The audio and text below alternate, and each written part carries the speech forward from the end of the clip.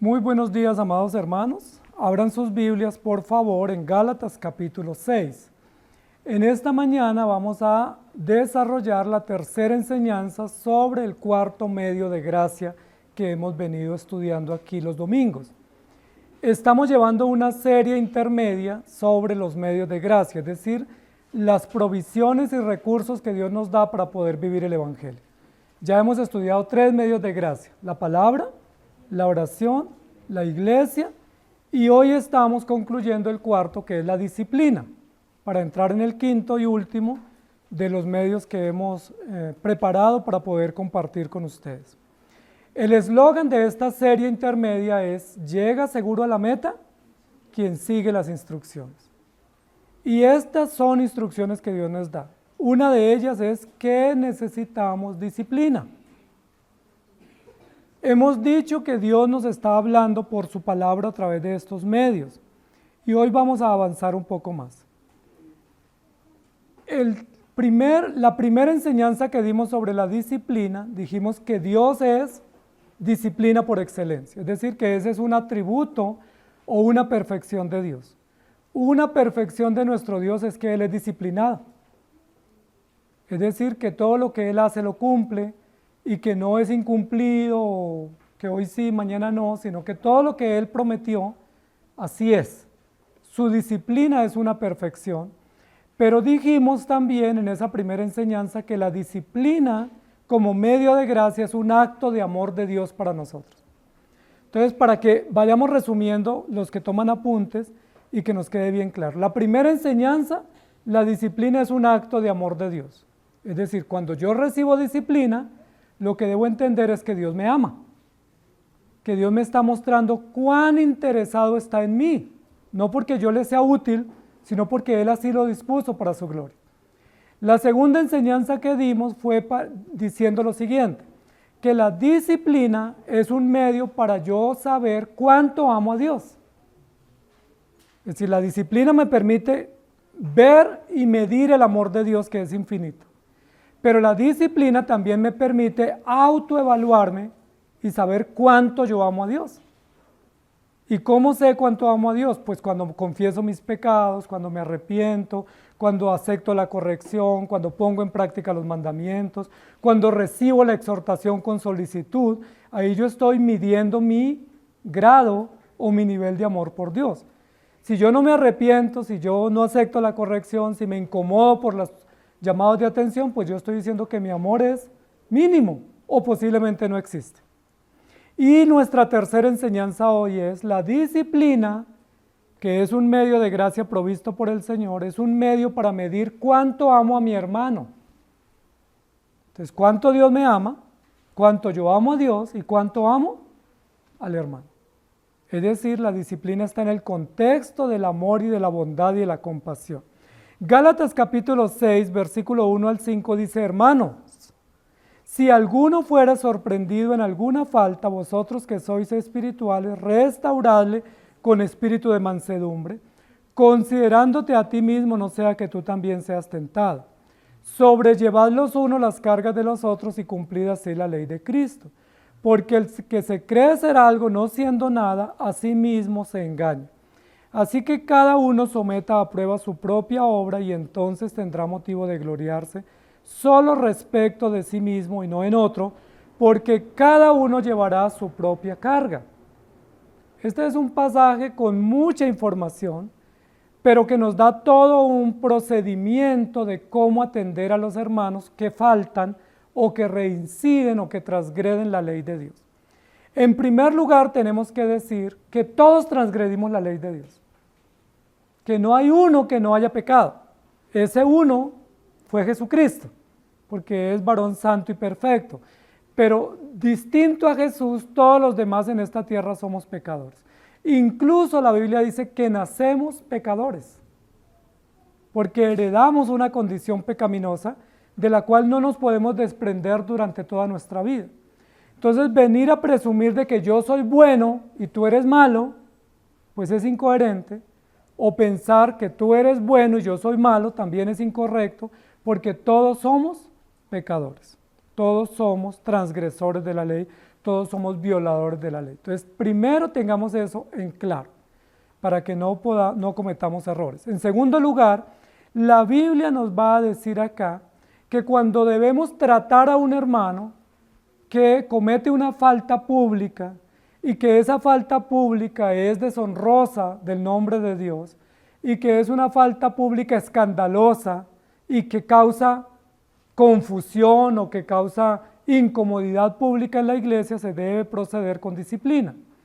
Pero para poder proceder con disciplina debemos ser muy sabios y muy compasivos y muy comprensivos. Y es importante eso. Ya dijimos que Dios nos disciplina con amor, ya dijimos que debemos recibir la disciplina con amor, pero ahora tenemos que decir que tenemos que disciplinar a otros con amor, porque de otra manera no podemos aplicar una disciplina bíblica. No pudiésemos aplicar una disciplina simplemente por justicia, es decir, usted cometió esta falta, tiene esta dosis y punto. Eso fue lo que le pasó al rey David cuando el profeta Natán lo inquirió sobre un asunto y él dijo, el tal paga 4 veces. Parece ser que el rey David, aunque estaba muy cierto en la dosis que debía ser aplicada al infractor, no aplicó esa dosis con compasión o con misericordia, sino simplemente con justicia. Y ese fue un gran error que cometió. Por eso en esta mañana vamos a ver qué debemos tener en cuenta cuando vamos a corregir a otra persona. Entonces pongámonos en ese contexto. Todos somos pecadores, pero hay un asunto de un hermano que debe ser llamado a orden o que debe ser corregido o que debe ser exhortado. ¿Qué debemos tener en cuenta? Lo que vamos a tener en cuenta primero es que no nos creamos más de lo que debemos creer sobre nosotros mismos. El texto número 4 dice, pero el que se cree ser algo, no siendo nada a sí mismo, se engaña. ¿Qué puedo yo creer cuando voy a corregir a otro hermano? Puedo creer que soy mejor que él, y ese es un error porque me estoy engañando. Puedo creer que es mi acción o mi intervención la que va a hacer la diferencia en él, y también me engaño porque si hace la diferencia en él es la palabra de Dios o el Espíritu Santo, no mis palabras. O puedo creer que simplemente con exponerlo o con humillarlo pública o privadamente ya logré o ya cumplí mi tarea. Porque algunos piensan que así hacen la disciplina, es decir, yo le dije la verdad y él ya quedó en su responsabilidad. Pero la Biblia dice que no es de esa manera. Sí se requiere disciplina, pero en primer lugar, quien va a aplicar la disciplina debe ser consciente de que él también es pecador. Segundo, quien va a aplicar la disciplina en el otro debe ser consciente que no es lo que yo le digo lo que hace la diferencia, sino que va a hacer la diferencia es la palabra de Dios y el Espíritu Santo en el corazón del hermano. Y tercero, que esa disciplina tiene que ser bañada, cubierta de amor, de compasión para que el hermano se restaure y no busca humillar o no busca exponer o no busca simplemente como ponerle de frente sus males o sus pecados, sino que él se restaure. Entonces el título de nuestra enseñanza en esta mañana es No se ha creído, es decir, no se crea más de lo que ustedes, porque normalmente nos pasa eso a todos, por eso todos tenemos acciones y reacciones farisaicas, porque es el fariseo el que se cree mejor que otros, y a todos nos ha pasado que uno piensa que uno es mejor que el vecino, que uno es mejor que el hermano, que uno es mejor que los demás, y como que uno se escandaliza. Entonces dice, no, pero imposible, no puede ser, porque yo estoy creyéndome mejor. Recuerden que Jesús le dijo a los discípulos, todos ustedes se van a escandalizar de mí esta noche. ¿Y recuerdan que le dijeron todos? No, yo no me voy a escandalizar de ti. Yo no voy a hacerlo. Y Jesús les dijo con toda certeza que así es. Entonces no se ha creído. ¿Ya lo entendieron? Ese es el título de hoy. No nos creamos más de lo que somos. Debemos tener nuestra justa proporción y nuestro justo concepto de lo que somos. Y eso riñe un poco con las teorías humanistas que son pues de moda en la sociedad contemporánea, especialmente todas aquellas puestas en escena donde nos dicen piense bien de usted mismo, piense lo mejor de usted mismo, usted es muy importante, usted es muy valioso, pero muchas de esas propuestas humanistas están en contra de lo que la Biblia nos dice. La Biblia dice, no se engañe, usted es pecador, no se engañe, usted es débil, No se engañe, usted puede caer y puede caer tan bajo que necesita ayuda, y si usted ha sido inmisericordia con otro, si usted ha sido cruel con otro, pues con la misma vara con que usted mida, con esa misma vara lo van a medir. Entonces, la disciplina nos pone en el contexto de no creernos más y de no tener un concepto equivocado de nosotros. Entonces, no se ha creído, amado hermano, no se ha creído, porque el que se cree a sí mismo no siendo nada a sí mismo, se engaña. En primer lugar, el texto primero del pasaje de hoy dice: hermanos, si alguno fuere sorprendido en alguna falta, vosotros que sois espirituales, restauradle con espíritu de mansedumbre, considerándote a ti mismo, no sea que tú también seas tentado. Ese es el primer versículo que yo quiero que consideremos. Antes de Pablo decirnos, no se crea más de lo que usted es, tenga un justo concepto de lo que es y de sus límites y de sus riesgos, nos va a decir: si hay un hermano en la iglesia, si pensemos en nuestra iglesia, si hay un hermano de nuestra iglesia que es descubierto, que es sorprendido, que nos enteramos, que incurrió en una falta grave, en una falta escandalosa, en una falta deshonrosa, ¿qué debemos hacer con él? Aquí nos da todo el método, la metodología de lo que debemos hacer. Si descubrimos que un hermano incurrió en una falta, ¿qué debemos hacer? ¿Sí? Lo más común que nosotros hacemos es escandalizar. Eso es lo primero, ¿cierto? Lo segundo que hacemos es llamar a otro para contarle el chisme. ¿Sí? Esas son las primeras acciones que tenemos. Sí sabe de lo que me enteré, ¿no? Mire, le tengo una bomba, me acabo de enterar de esto. Y ahí ya estamos obrando mal, porque primero nos escandalizamos. Es decir, yo soy mejor que él y no tolero que él cometa esa falta, porque yo no puedo aceptar que él cometa esa falta y yo soy mejor que él. Segundo, llamamos al hermano para escandalizarnos con otro y decirle: mire lo que me acabo de enterar, pero aquí entre nos. ¿Sí? Y usted sí sabe, ¿cierto? Y miren, y qué terrible, increíble. Y la Biblia dice: no es así como se restaura un hermano. Dice: vosotros que sois espirituales, es decir, más maduros. Vosotros que sois más compasivos. Vosotros que sois hermanos mayores, con más fortaleza, con más conocimiento, con más madurez, tienen que intervenir de una manera distinta. Y dice: ustedes que son espirituales, restáurenle. ¿Y cómo restaura un hermano? ¿Cómo restaura uno a un hermano que cayó si uno primero lo juzga? ¿Es posible? Si uno primero se escandaliza de él, si uno primero hace público el comentario, ¿cómo uno lo va a restaurar? Ahí ya uno obró mal. Entonces lo que la Biblia nos está diciendo es: si un hermano comete una falta, no se sorprenda. Es que todos cometemos faltas. Segundo, si un hermano comete una falta, actúe como un hermano maduro, como un hermano mayor, como un hermano que tiene madurez y un hermano que está firme, y como ese hermano maduro o espiritual actúe. Y hay que intervenir, pero la manera de intervenir no es ni juzgando, ni señalando, ni escandalizándonos, ni mancillando el nombre del hermano, sino la manera de intervenir es restaurándole. ¿Cómo se restaura un hermano?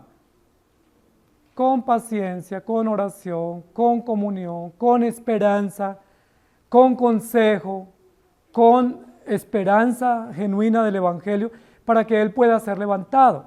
Restaurarle, y nos dice la Biblia con qué ingrediente debemos restaurar al hermano: con espíritu de mansedumbre. Y recuerden que la mansedumbre es fruto del Espíritu Santo. Es decir, solo pueden restaurar con mansedumbre aquellos que tienen el Espíritu Santo, porque el fruto del Espíritu es amor, gozo, fe, paz, mansedumbre. Dicho de otra manera, si usted no tiene el Espíritu Santo, no se meta en esa tarea de restaurar, porque no lo va a lograr. Usted puede encubrir, usted puede tolerar, puede ser cómplice, pero no va a restaurar, porque solo restauran los que tienen al Espíritu, es decir, los creyentes, los regenerados. Entonces, miren, amados hermanos, ¿qué es mansedumbre? Es una actitud de docilidad a la palabra, de humildad a la palabra y de sumisión a la palabra. Aquí no nos dice escandalícese, sino tenga una actitud mansa, noble. Tenga mesura, tenga sensatez, tenga tranquilidad, porque es la manera de restaurar con mansedumbre. Si no tenemos mansedumbre, no podemos restaurar a un hermano que cae. Yo les pregunto, ¿actuamos nosotros así cuando un hermano es descubierto en una falta?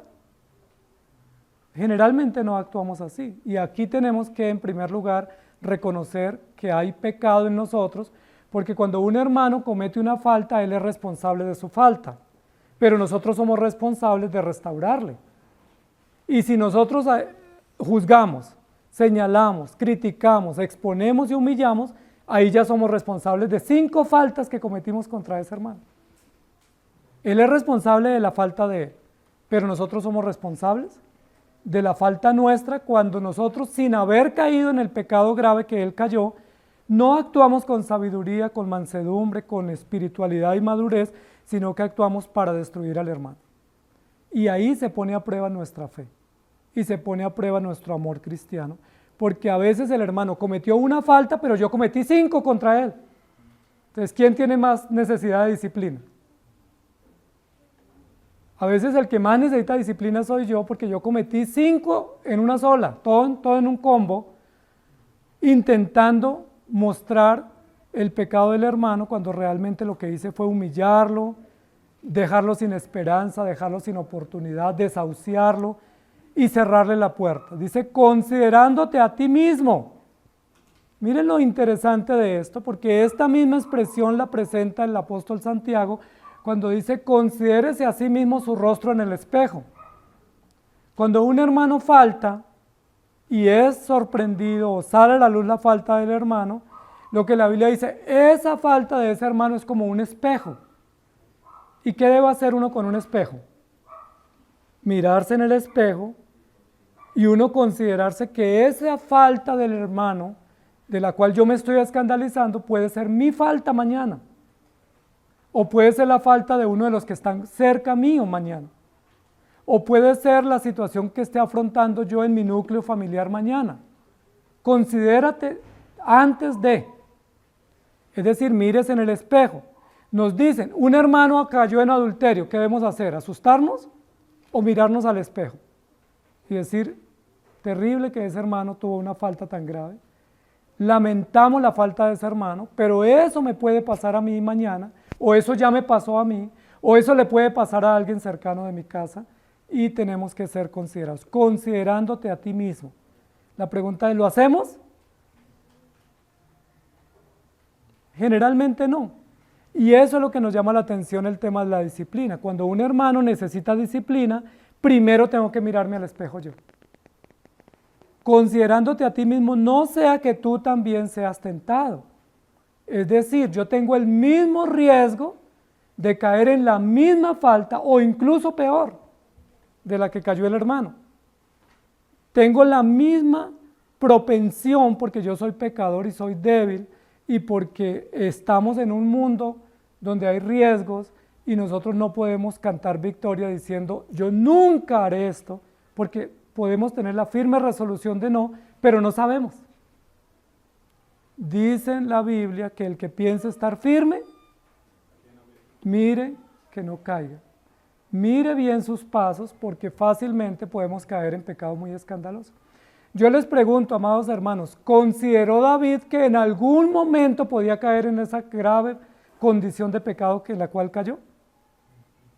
La Biblia no nos dice, pero probablemente David confió en sí mismo, era un excelente militar, Dios había dicho que era el dulce cantor de Israel, que era un hombre conforme a su corazón, era un rey que había traído pues muchas victorias a su nación, era un militar extraordinario, un estratega de guerra pues insuperable. Probablemente David se confió. Es muy probable que se confió, bajó la guardia y dijo pues yo soy el rey, tengo un buen concepto de Dios, o Dios tiene un buen concepto mío, probablemente a mí nunca me va a pasar. Y yo les pregunto, ¿le pasó a David? Ahora, no le pasó cuando joven, que fue una situación compleja. Le pasó cuando estaba mayor. Y cuando ya estaba mayor, pues el escándalo fue más grande, el proceso para restaurarlo fue mayor, y la vergüenza y la humillación también. Considerándote a ti mismo, no sea que tú también seas tentado. Es decir, esa falta que me sorprende de mi hermano puede ser mi falta mañana.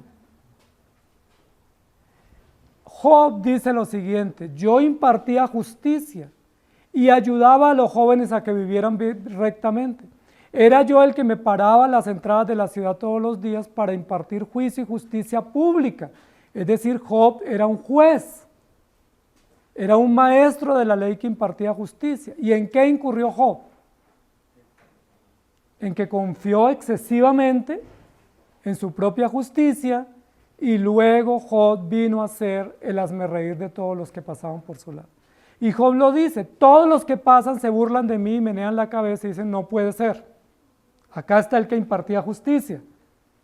Parece ser que Job también en algún momento de su vida confió un poco más en sus propias obras y cayó. ¿No le pasó así también a Pedro? Dice la Biblia que Pedro confió en sí mismo y no tomó las medidas adecuadas y no consideró que él podía ser tentado y podía pasar una situación vergonzosa. Por eso no se ha creído. No piense que eso que le pasa al hermano nunca le va a pasar. Y eso nos debe llevar primero a ser cuidadosos, a ser considerados, pero también a ser cautelosos cuando un hermano cae y no hacer leña del árbol caído. Hay un dicho que ha sido histórico, y es que los únicos que matan a sus soldados son los cristianos. Es decir, que los cristianos, cuando hay un soldado herido, en lugar de llevarlo a los cuidados médicos y restaurarlo, lo acabamos. Y eso es triste, que se diga eso, y muchas veces hay evidencia de que así ha sido. Que cuando un hermano ha caído en una falta, que es una falta que es obviamente censurable, en lugar de acompañarlo, de orar por él, de darle esperanza, de visitarlo, de perdonarle, de llevarlo a Cristo, lo que hacemos es lo abandonamos. Incluso, no sé si ustedes saben, pero hay iglesias que tienen una banca acá adelante, la llaman la banca de los disciplinados o la banca de los castigados, y todos los que cometen faltas y están en disciplina pública los ponen acá al frente. Aquí no sucede eso, pero hay iglesias donde sucede eso. Entonces uno ya sabe, cuando uno llega y ve en esa banca algún hermano sentado, ya uno sabe que ahí lo están afrentando o lo están humillando en público. ¿Es así como se ejerce disciplina? ¿Les gustaría a ustedes que si requieren disciplina los humillen en público? ¿Que los expongan en público? ¿Que escarnezcan su nombre en público? ¿O les gustaría mejor que los traten con misericordia, que los traten con amor, que oren por ustedes, que los llamen al arrepentimiento, que les dediquen tiempo, que los levanten y que cumplan todos los encargos del Señor para su restauración? ¿Cómo les gustaría ser tratados? Dice la Biblia, considerándote a ti. Piensa en ti, y el mal que no quieres para ti no lo hagas a tu hermano, porque él es tu hermano. Ahora, si él es hermano de la iglesia, ¿quién está interesado en restaurarlo? Dios. Y Dios nos ha puesto a nosotros para que entre todos logremos ese fin. Pero quien está realmente comprometido en restaurar al hermano que ha caído es nuestro Dios. Si todos le cerramos la puerta y lo humillamos en público, la pregunta es, ¿Dios lo va a restaurar? Dios lo va a restaurar porque Dios se propuso eso y lo va a hacer, pero probablemente nos va a disciplinar a nosotros porque nos faltó misericordia.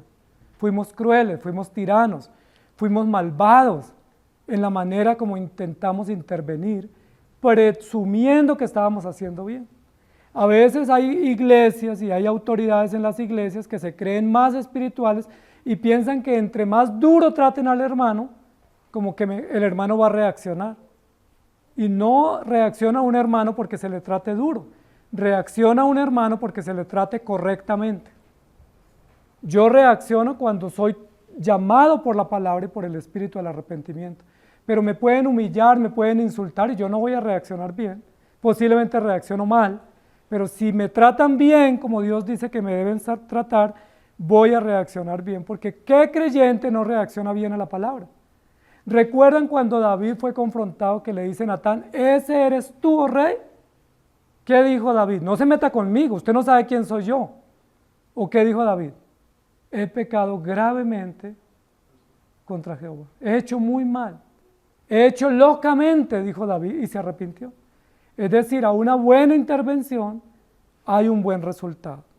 Pero lo que nos está diciendo la palabra en primer lugar es, cuando un hermano peca o cuando un hermano es descubierto en pecado, debemos ponernos en el lugar del hermano. Cosa bien difícil. Eso se llama empatía, ¿sí? El término técnico, pero en la Biblia sería compasión. Es decir, sea compasivo con el hermano, póngase en el lugar del hermano. Es muy fácil acusar, es muy fácil decir, ah, no, pero es que él es esto y aquello, y ya sabía, y eso lo estábamos esperando. Sí, es muy fácil decir eso, pero es tan difícil ponernos en el lugar del hermano. Sí, cuando un hermano peca, está enfermo y necesita ser restaurado, y la única manera de ser restaurado es llevándole medicina y llevándolo al médico, es decir, a la palabra y al evangelio. Ponernos en el lugar de otro. Nos encanta que los demás se pongan en el lugar de nosotros, pero nos cuesta mucho o no logramos ponernos en el lugar del hermano, entender sus luchas, entender sus desafíos, entender sus historias, entender sus realidades. Eso no es ser tolerantes, eso es ser compasivos. Entender que todos tenemos realidades complejas, que enfrentamos cargas difíciles, que tenemos desafíos muy profundos que tenemos que lidiar con ellos y que debemos ser compasivos unos con otros y que debemos tratarnos con respeto, con amor y con compasión y mostrar un amor mutuo. Eso nos dice la Biblia, por eso el texto dice, sobrellevad los unos las cargas de los otros. Sobrellevar es como prestar nuestras manos para auxiliar al que tiene una carga muy pesada y que siente o dice, yo ya no puedo más, me rindo, esta carga es demasiado pesada, yo no puedo más. Entonces, ¿qué hace el hermano que es espiritual? Presta sus manos y sobrelleva, es decir, presta un soporte, un auxilio temporal, no permanente para ese hermano, diciéndole, hermano, cuenta conmigo, estoy orando por ti, o cuenta conmigo, ¿qué puedo hacer por ti? O ¿en qué te puedo ayudar? O esta carga es tan pesada, bueno, entonces te presto mi hombro para llorar, te doy un consejo, comparto tiempo contigo, oro por ti, porque yo tengo la firme intención de restaurarte, de ayudarte y de sobrellevar tu carga para que tu carga se aliviane o tú respires un poco y puedas seguir adelante. ¿Hacemos eso, amados hermanos? Ese es un encargo bíblico, es un mandato evangélico. Cuando un hermano peca, miren que aquí no dice en ningún lugar, yo no sé si en sus versiones diga, pero en esta versión que yo estoy consultando no dice, si un hermano peca, júzguenlo, señálenlo. ¿Sí? Sáquenlo al frente y crucifíquenlo, expónganlo. Yo no he encontrado eso en la Biblia. La Biblia dice, hay que disciplinarlo, pero ¿cómo se disciplina? Con amor, con compasión, con empatía, con consideración, con mansedumbre, porque hay un fin principal para él y es restaurarlo. Hay que restaurar al hermano que cae, pero solo hay un ingrediente para restaurarlo y es con mansedumbre, usando los medios que Dios nos ha dado para ese fin. Todos tenemos cargas. Si yo les pregunto a cada uno de ustedes, cuénteme sus cargas más pesadas, nos vamos a quedar todos sorprendidos porque todos tenemos cargas muy grandes en la salud, en la economía, en las historias que tenemos, en nuestros hogares, en nuestros trabajos, con los hijos, con el esposo, con la esposa, con los padres, con los vecinos, juicios, demandas, situaciones supremamente complejas que no las podemos resolver fácilmente y que a veces tenemos que cargarlas a largo plazo. Enfermedades, pacientes que tenemos que cuidar, jefes duros, tantas situaciones dolorosas que uno dice, esto es muy pesado para mí, yo no puedo más. Y cuando uno no puede más, uno estalla, si explota. Y cuando explota, ¿qué dice el hermano? Ay, cristiano, ¿no? Y no es que era fiel, y no es que decía esto y aquello. Pero cuando ese hermano explota, obviamente actúa mal porque está sacando a la luz su carga, su presión, su tentación, pero ¿qué requiere o qué es lo que está diciendo de nosotros?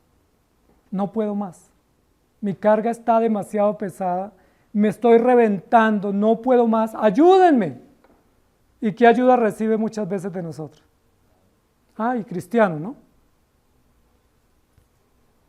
La Biblia dice, vosotros que sois espirituales, restaurarle, considerándote a ti mismo, no sea que tú también seas tentado. La pregunta es, y si hermano lleva una carga tan pesada, la pregunta es si luego tú también no llevas una carga pesada.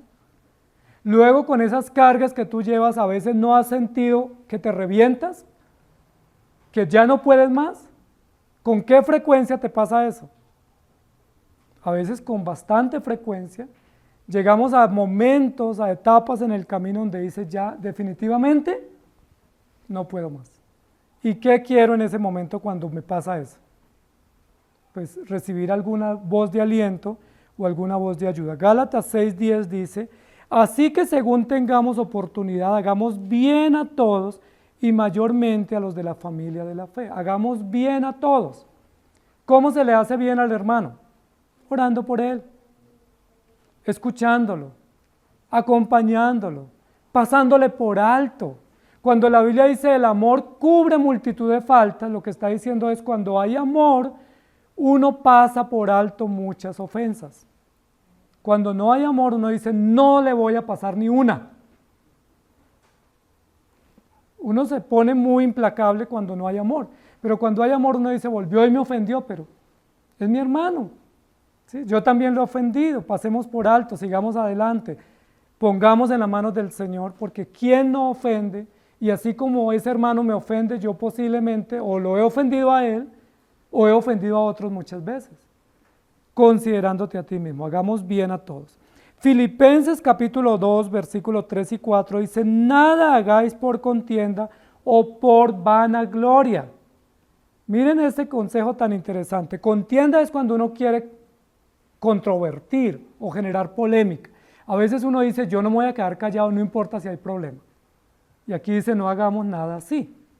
Es mejor guardar la paz y la tranquilidad. Pero también dice, nada hagamos por vanagloria.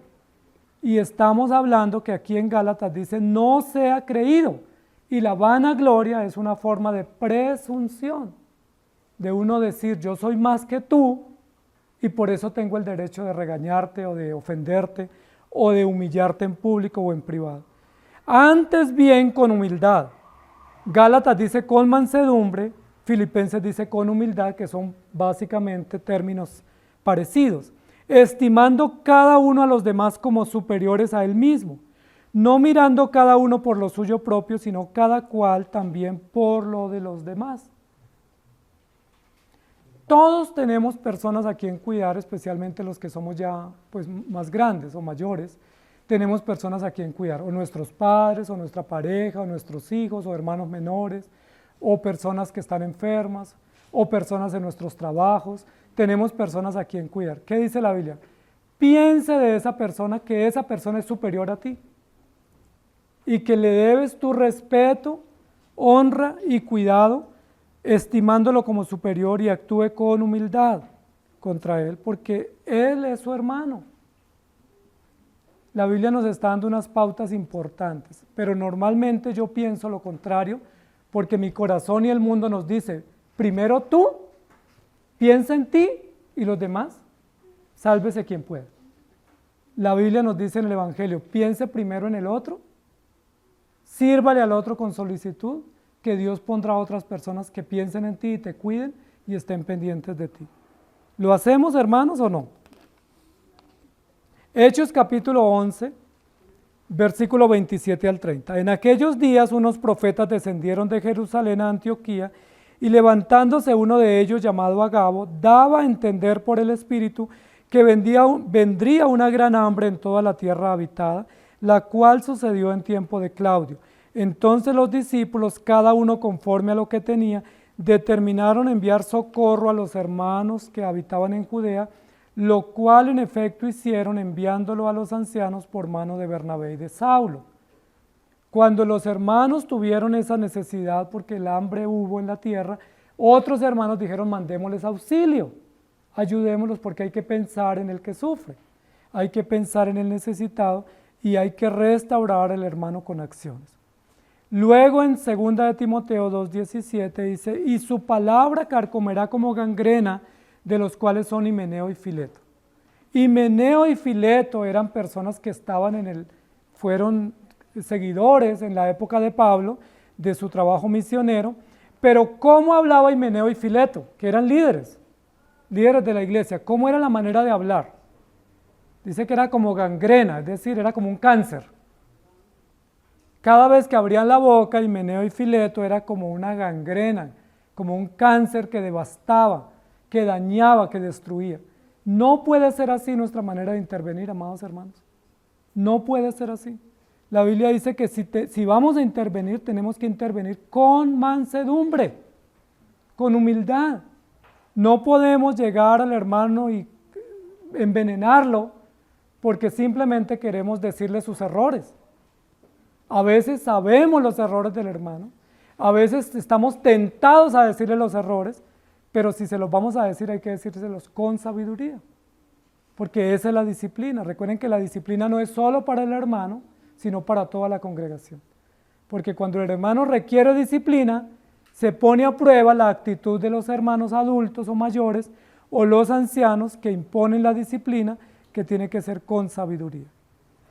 Abdías 1:21 dice, y subirán salvadores al monte de Sión para juzgar al monte de Esaú, y el reino será de Jehová. Salvadores para juzgar, es decir, los que juzgan para restaurar, porque le van a salvar la vida al hermano. Esa es la que hacen los médicos. Recuerden que una tarea de los médicos cuando llegan personas en la emergencia es salvarle la vida. Y es un gran logro y ellos agotan todos los recursos para salvarle la vida a un paciente que llega ya casi en estado terminal. Y ellos dicen, no hay mucho que hacer, pero vamos a hacer todo lo que esté a nuestro alcance. La Biblia nos dice que lo que hacemos con un hermano cuando comete una falta grave y pública es intentar salvarle la vida. Es decir, él está en peligro, su alma está en peligro. ¿Cómo le salvamos la vida?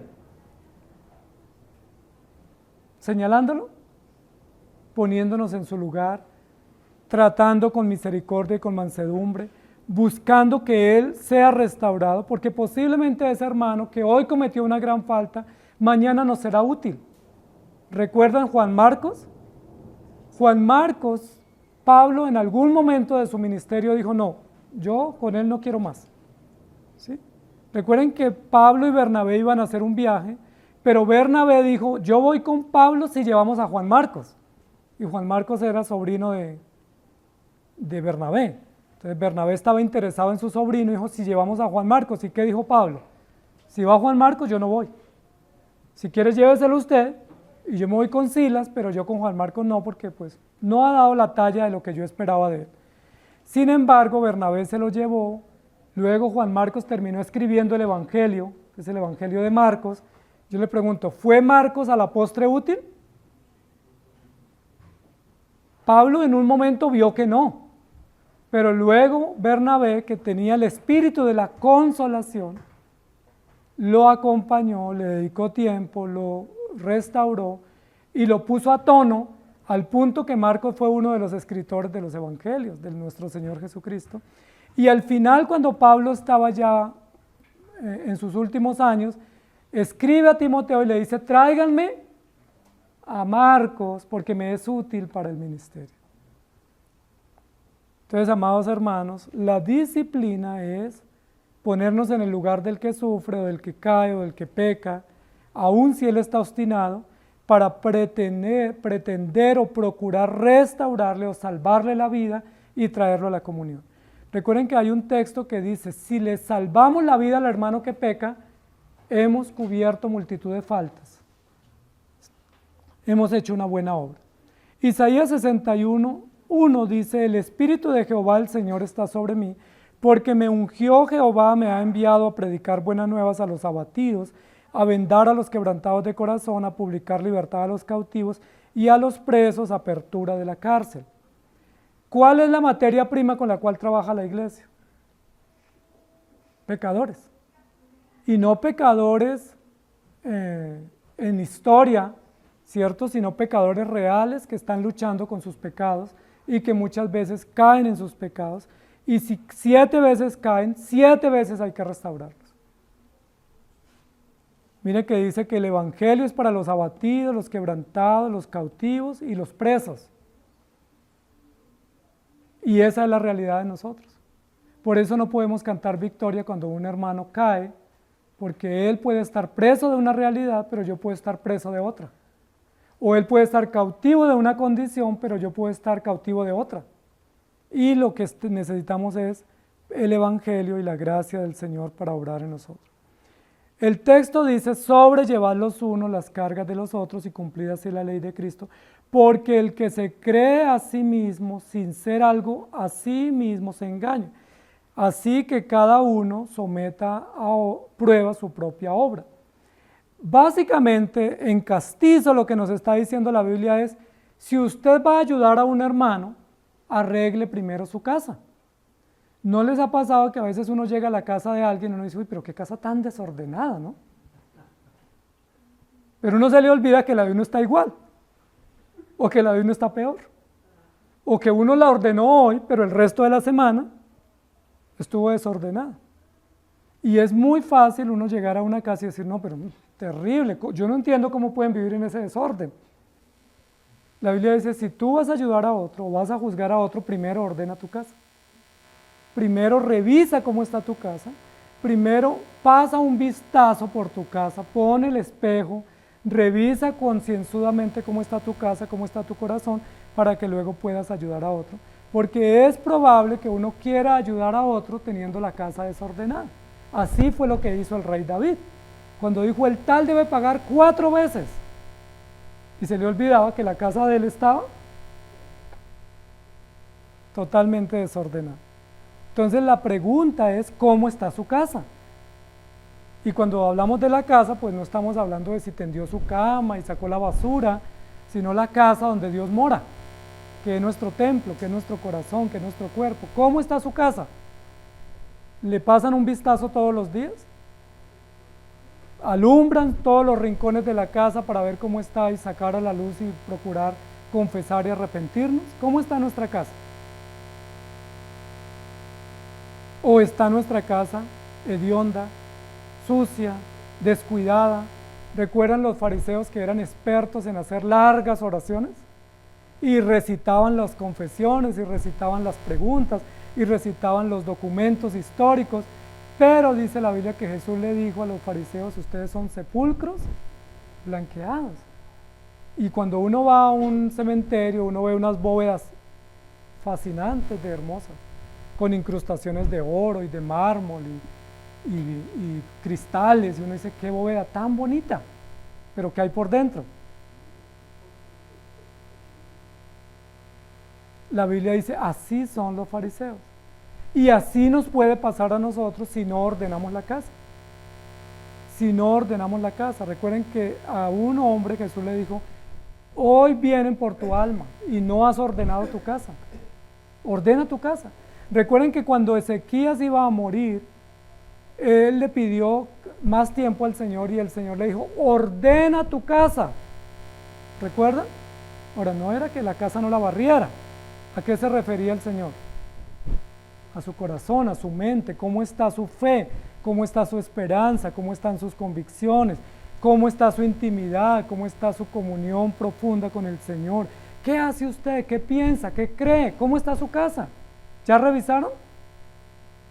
Porque es muy fácil señalar, pero es muy difícil autocriticarnos, evaluar nuestra vida y corregir a la luz del espejo de la palabra.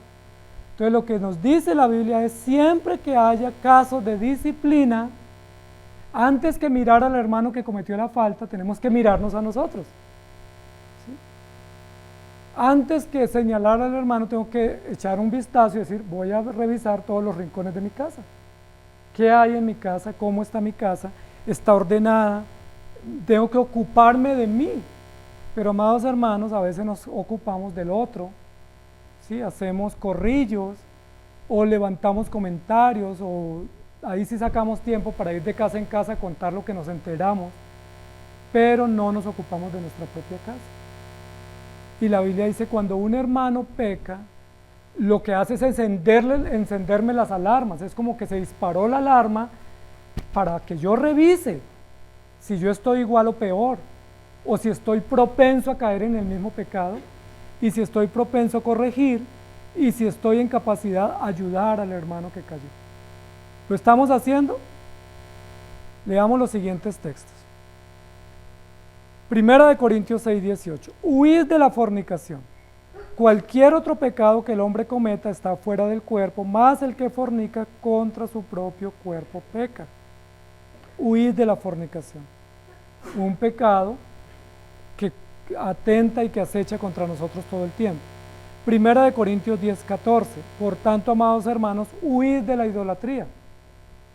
Otro pecado que tenemos riesgo de cometer con frecuencia. Ya no adoramos imágenes como antes, pero adoramos otras cosas. Tenemos otros ídolos.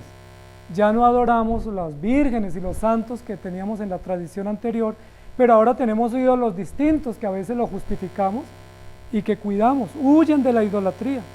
Segunda de Timoteo 2:22. Huye también de las pasiones juveniles. Sigue la justicia, la fe, el amor y la paz con los que de corazón limpio invocan al Señor. Entonces, ¿cómo reviso mi casa? Vamos a dar una mirada a nuestra casa, ¿cómo está? ¿Qué riesgo o qué cosas pueden haber en mi casa? Fornicación, idolatría, pasiones juveniles desbordadas como lascivia, lujuria, codicia, avaricia, placeres desenfrenados. ¿Puede estar eso en mi casa y yo no me he dado cuenta? ¿Recuerdan cuando hablamos de Eclesiastés que dice que una mosca muerta hace perder el perfume del perfumista?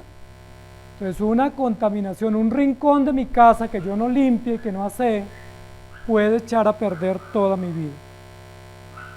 En Mateo 26 dice, 41, velad y orad para que no entréis en tentación. El espíritu de la verdad está dispuesto, pero la carne es débil.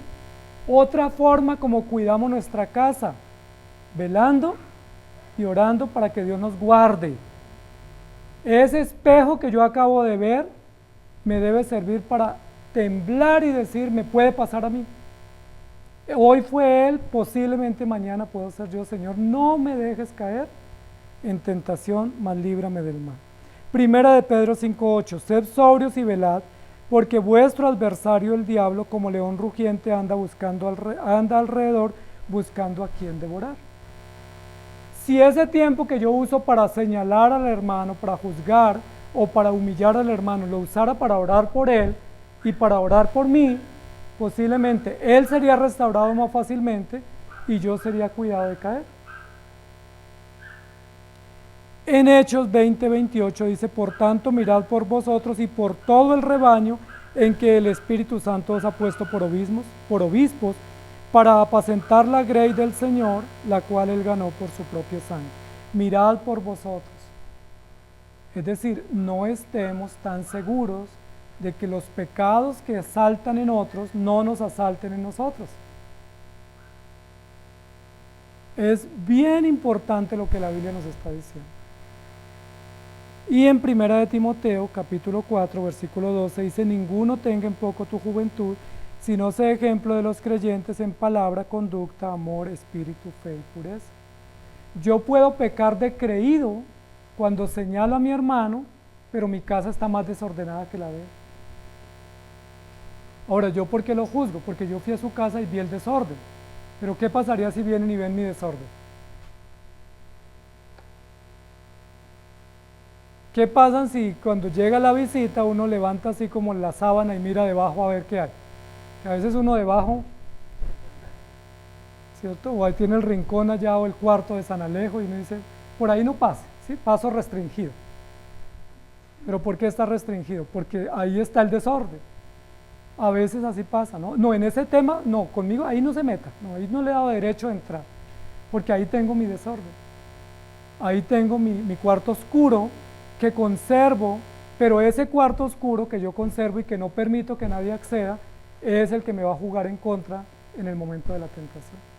Porque es justo en ese cuarto oscuro donde va a aflorar toda la maldad que yo guardé y que yo escondí. Amados hermanos, seamos cuidadosos, porque nosotros somos pecadores.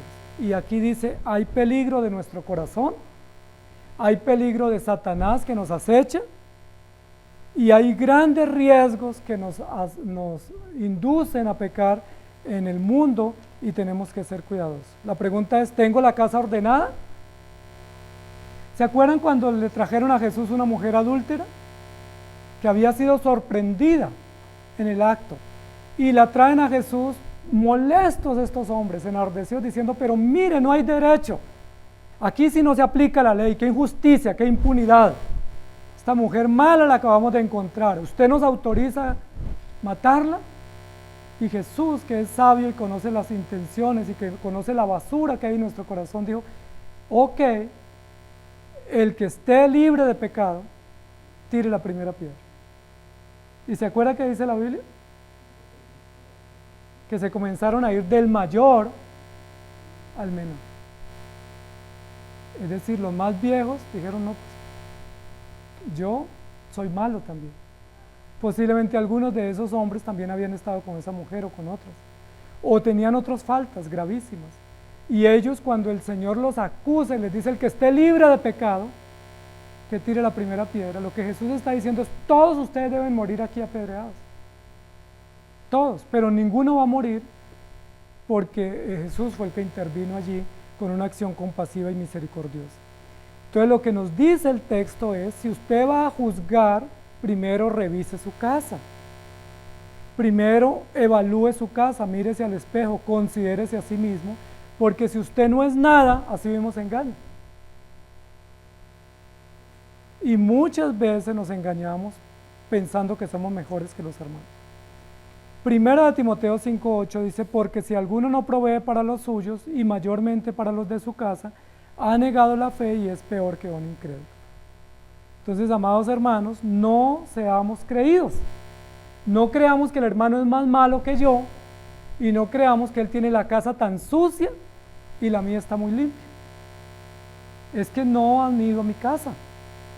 Es que no se han dado cuenta de toda la suciedad que me acecha y de todas las amenazas que tengo, y por eso tengo que decir, Señor, ten misericordia de mí, ayúdame, auxíliame, y guárdame y no me dejes caer en tentación.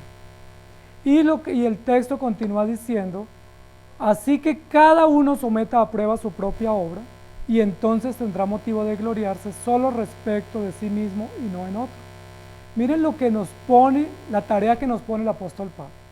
Si un hermano peca, no se escandalice, vaya y restáurelo, pero antes de ir a restaurarlo, considérese a usted mismo.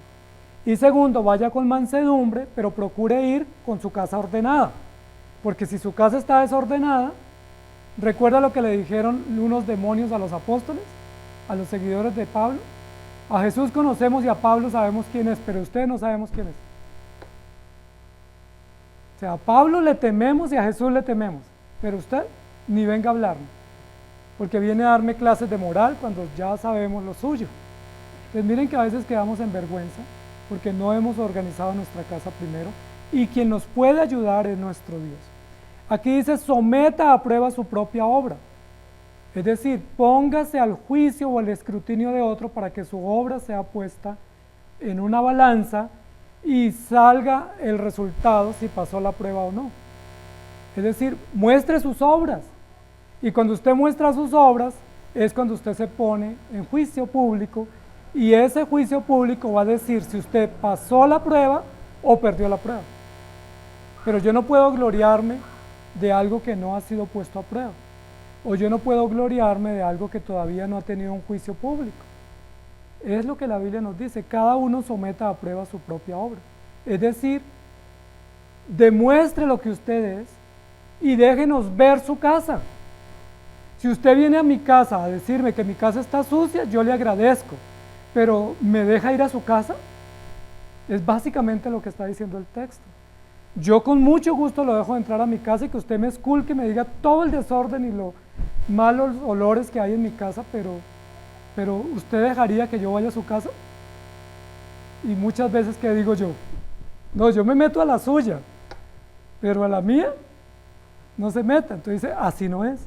Si yo me le quiero meter a la casa del hermano para ayudarlo, para restaurarlo y para denunciar sus faltas, debo estar dispuesto de la misma manera, porque el amor es recíproco, porque el amor es correspondido, porque el amor es ayuda mutua, a que otros hermanos o los mismos hermanos, a quienes yo también advertí o exhorté, también vengan a mi casa y me muestren mis faltas y me expongan y me ayuden, porque la Biblia dice ayudados los unos a los otros y soportados los unos a los otros y edificados los unos a los otros. ¿Estaría usted dispuesto a que si viene a mi casa, luego yo vaya a la suya? Estamos hablando del corazón, no del apartamento. Estamos hablando del corazón, es decir, ¿estaría usted dispuesto a abrir su corazón y decir, yo también necesito, yo también he cometido falta, yo también requiero ayuda? Importante eso, porque es el método como Dios nos ordena que ayudemos. Y luego dice, porque cada uno llevará su propia carga. Entonces lo que nos está diciendo el texto acá es, no se exalte demasiado, porque cuando uno se exalta demasiado, queda humillado. Eso dice la Biblia, el que se exalta o el que se enaltece será humillado, pero el que se humilla será enaltecido. Recuerden el fariseo. El fariseo ora en público y Jesús le dice, esa es su recompensa. El fariseo saca pecho diciendo, es que yo doy diezmo, yo soy esto, yo soy aquello, yo soy lo mejor. Y el Señor dice, hipócritas, falsos. No ha hecho nada bien, porque aunque hace cosas en público bien, no hace justicia y misericordia, que son las bases de la ley. El fundamento de la ley no es hacer oraciones públicas, ni dar diezmos en público. El fundamento de la ley es la misericordia y la justicia. Y eso no lo estaban haciendo los fariseos. Por eso dice la Biblia, si usted tiene motivo de gloriarse, es porque otros lo han honrado y porque usted ya puso sus obras a prueba y salió bien. Y la pregunta es, ¿y quién tiene motivo de gloriarse? ¿Alguno acá hoy puede decir, yo, ya mis obras fueron puestas en balanza y todas pasaron la prueba? De pronto algunas, ya, ¿cierto? Pero hay otras que todavía siguen, o en las cuales seguimos luchando y con las cuales no hemos podido pasar la prueba. Por eso el texto dice, no se exalte, más bien confiese sus pecados, más bien concéntrese en usted, más bien dedíquese a usted a trabajar en limpiar su corazón y en pedirle a Dios que le ayude y pedir ayuda de otros. Por eso el pasaje de esta mañana termina diciendo, porque cada uno llevará su propia carga. Y esto parece una contradicción, porque en el versículo 3 dice, sobrellevad los unos las cargas de los otros. Y en el versículo 5 dice, cada uno llevará su propia carga. Al fin, ¿qué? ¿Me van a ayudar o me toca a mí solo? Entonces la respuesta es no, claro que te vamos a ayudar. Te ayudamos en oración, te ayudamos en consejo, te damos ánimo, te damos soporte temporal, pero quien responde finalmente por esa carga eres tú. Es decir, yo puedo dar un consejo a un hermano, pero quien toma la decisión es él. Yo puedo darle un consejo y darle apoyo, pero quien tiene que responder por esa carga o esa tarea o esa misión que Dios le encomendó es el Señor. Por ejemplo, en el caso de nuestros hijos, muchas veces necesitamos consejos en la crianza de nuestros hijos y pedimos consejo a través de literatura o un consejero o un hermano mayor que nos dé algún consejo de cómo tramitar un asunto con nuestros hijos. Pero en últimas, ¿quién tiene que responder por los hijos? Los padres.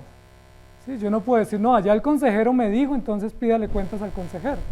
O en un libro yo leí esta pauta y la puse en práctica y si me equivoqué fue porque me guié mal. No, si yo me equivoqué, yo soy responsable. Entonces, cada uno llevará su propia carga. Lo que nos está diciendo aquí el apóstol Pablo es, responsabilícese de usted mismo. Ya usted está grandecito, ya usted es espiritual. Hágase cargo de su vida. No dependa de los demás. No dependa del consejo o de la ayuda o del auxilio de otro, porque usted ya creció, hágase responsable de su vida. Sea responsable de sus decisiones. Si comete errores, arrepiéntase, no se justifique. Si comete faltas o es tentado, asuma la responsabilidad de sus decisiones y sométase a los medios de gracia para la restauración. Pero recuerden que cuando Dios le pidió a Adán cuentas, ¿qué dijo Adán? La mujer que me diste. Cuando le pidió cuenta a Eva, dijo, la serpiente me engañó. Cuando le pidió cuentas a Caín, ¿qué dijo? ¿Y a mí qué me importa mi hermano? siempre nosotros cuando somos descubiertos, en lugar de responsabilizarnos, responsabilizamos a terceros. Entonces lo que nos está diciendo aquí la Escritura es, si usted va a ayudar a un hermano, hágase responsable de usted mismo. No se vuelva una carga pesada para los demás. Asuma responsabilidad con sus decisiones, porque usted es espiritual. Es decir, usted ya conoce la palabra. Usted ya ha sido instruido y discipulado. Si usted va a tomar una mala decisión, pues tómela con responsabilidad, sabiendo que hay consecuencias. Pero no juzgue después a los demás diciendo, ay, es que nadie oró por mí. Hay hermanos que cuando caen dicen, pero es que como a nadie me visitó, nadie oró por mí, nadie me previno. Es decir, los demás tienen la culpa. Y la pregunta es, ¿y quién lo invitó a pecar? ¿Y quién tomó la decisión de pecar? ¿Y quién se enredó en esa condición pecaminosa? ¿No fue él? ¿Por qué no nos contó cuando estaba en esa situación para haberlo prevenido? ¿Por qué cuando uno está a punto de caer uno no pide ayuda?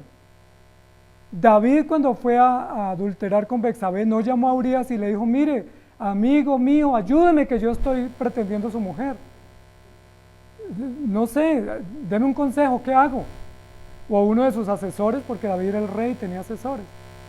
David, cuando quiso matar a Urías, no pidió consejo y no confesó sus pecados, simplemente planeó y lo ejecutó en silencio. Y así generalmente hacemos. Lo que nos dice acá es, hágase responsable de su propia carga. Carga aquí es responsabilidad, tarea, deber o misión. Pero también carga es consecuencia. Pues si usted cometió una falta, pues yo te puedo dar una orientación, orar por ti, darte ánimo, pero en últimas a quien te duele es a ti. A quien le queda la cicatriz es a ti. A quien te queda la evidencia es a ti. Yo te ayudo, cuenta conmigo, pero tú vas a quedar con las consecuencias o las secuelas. Eso es importante. Nuestros hijos pueden tomar caminos desviados en el momento en que ellos quieran, porque el corazón de ellos es engañoso. En muchos casos no les podemos prevenir. Quisiéramos, pero no lo podemos hacer, pero sí les podemos advertir. Y podemos decirles, y si tú caes y puedes pedir ayuda y yo te puedo ayudar, te ayudo. Pero quien te va a doler y quien vas a tener las consecuencias eres tú. Cada uno llevará su propia carga. Lo que nos está diciendo aquí el apóstol Pablo es, hay cargas que nosotros llevamos que quisiéramos soltarle a otros, pero son nuestras, son las consecuencias. ¿Recuerdan cuál fue la consecuencia para Caín por haber matado a su hermano? Ser errante. Imagínense una vida de errante cuando tenía un lugar para poder vivir y establecerse, y estando en una sociedad tan pequeña, él ya ser un errante en toda su vida, como si fuera un perseguido o un fugitivo. Hay consecuencias, amados hermanos. Si tomamos malas decisiones, si obramos mal, hay consecuencias, y aunque podemos ayudarnos en oración y en consejo, cada uno tiene que responder por su propia consecuencia. Por eso dice la Biblia, no se ha creído. No se crea mejor que el otro. No juzgue a otro sin revisar su propia vida y su casa. Y segundo o tercero, no se enorgullezca diciendo, yo nunca cometeré eso. Los padres a veces somos muy orgullosos con nuestros hijos y a veces dicen, ay no, es que mi hijo sí es noble, es que mi hijo nunca me ha dado de qué problemas. No diga mucho. Puede que su hijo no, pero su nieto sí. O puede que usted no sepa, pero su hijo después le dé dolores. ¿Qué es lo que tenemos que hacer? Bueno, pues si su hijo es un buen muchacho, dele gracias a Dios, pero pídale a Dios que esa nobleza o esa piedad sea realmente genuina y que no sea una nobleza camuflada, porque líbrame de las aguas mansas. Hay agüitas mansas, mosquitas muertas, que a veces no rompen un plato, que a veces uno dice, no sería capaz de nada, pero la Biblia nos muestra que no es así.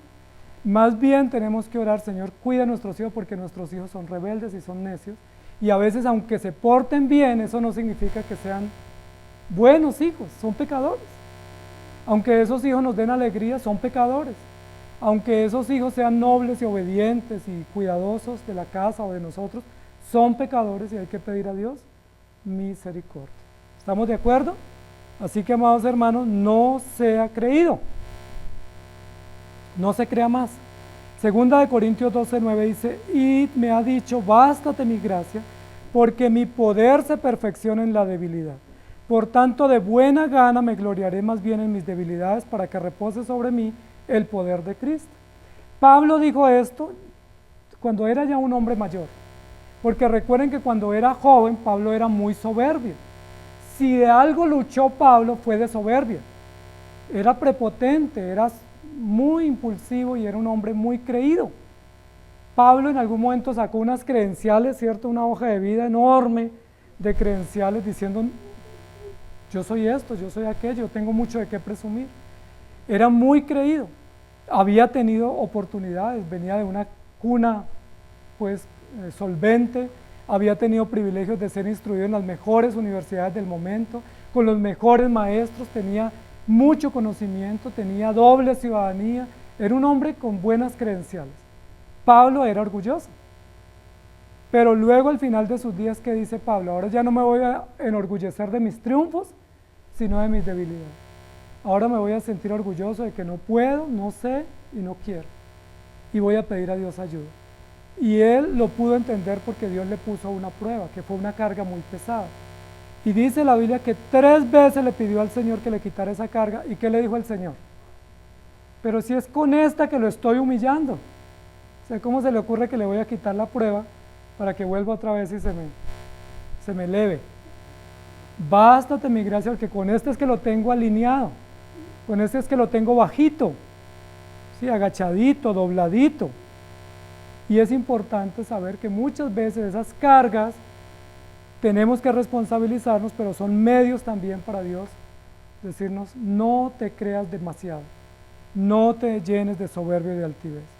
Segunda de Corintios 2, 6 y 7 dice, le basta a tal persona esta reprensión hecha por muchos, así que al contrario, vosotros más bien debéis perdonarle y consolarle para que no sea consumido de demasiada tristeza. Amados hermanos, todos necesitamos disciplina. Hoy, mañana o pasado mañana necesitamos disciplina. Y esa disciplina viene de parte de Dios a través de su palabra y es aplicada a través de los hermanos, de aquellos que comparten con nosotros, que oran, que nos previenen, que nos forman y nos corrigen. Y esa disciplina debemos recibirla con amor, porque Dios nos ama a través de ella. Esa disciplina muestra cuánto amamos al Señor y esa disciplina también muestra cuánto amor entre hermanos tenemos en aceptar la corrección mutua. ¿Estamos de acuerdo? Que Dios nos ayude. Señor, gracias por tu palabra, porque tu palabra de nuevo nos muestra que no es que hay hermanos que pecan y necesitan disciplina. Lo que nos dice es que todos pecamos y todos necesitamos disciplina y todos necesitamos ser tratados y tratarnos con las mismas maneras como tú nos ordenas, que es con humildad, con mansedumbre y con consideración. Ayúdanos, porque nos falta mucho de eso a la hora de ayudar a nuestros hermanos. Ayúdanos porque necesitamos crecer en esas virtudes y en esas facultades, porque normalmente lo que hacemos es incomodarnos, llenarnos de soberbia, de ira y a veces incluso de crueldad contra el hermano, cerrándole todas las puertas, humillándolo en público cuando él necesita ser tratado con respeto y ser restaurado porque es un hijo tuyo. Y los hijos tuyos necesitan ser restaurados con amor como tú nos has tratado a todos. Si tú nos hubieras tratado con crueldad y con severidad, nos hubieras matado. Pero tu palabra dice que en lugar de darnos muerte, nos diste vida. Y que en lugar de condenarnos, nos perdonaste. Y que en lugar de humillarnos, nos exaltaste. Tú así restauraste a Pedro. Pedro, ¿me amas? Apacienta mis corderos. Tú le hubieras podido decir a Pedro, Pedro, me faltaste, infame, miserable, mentiroso, creído, 1 año en banca, pero tú le dijiste apacienta mis ovejas, y eso es gracia sobre gracia. Por eso te rogamos que nos ayudes a ser muy disciplinados, pero bajo la disciplina del amor, de la compasión, de la consideración y de la restauración, porque esa es la disciplina que vale la pena aplicar en la iglesia. Las demás disciplinas punitivas, crueles, humillantes y de exposición pública no son bíblicas y no te honran a ti ni edifican la vida de los hermanos y mucho menos muestran que hay misericordia en nosotros. Por eso te pedimos ayuda y compasión, porque nosotros podemos caer como otros han caído o podemos también ser necesitados de ayuda como otros necesitan. Ayúdanos, por favor, te lo pedimos, para no ser creídos, sino humildes, sencillos, sensatos, y no tener más alto concepto de nosotros que el que debemos tener. Pecadores, redimidos por gracia, sostenidos por ti, por tu infinita misericordia. En Cristo Jesús. Amén. Que el Señor les bendiga, amados hermanos.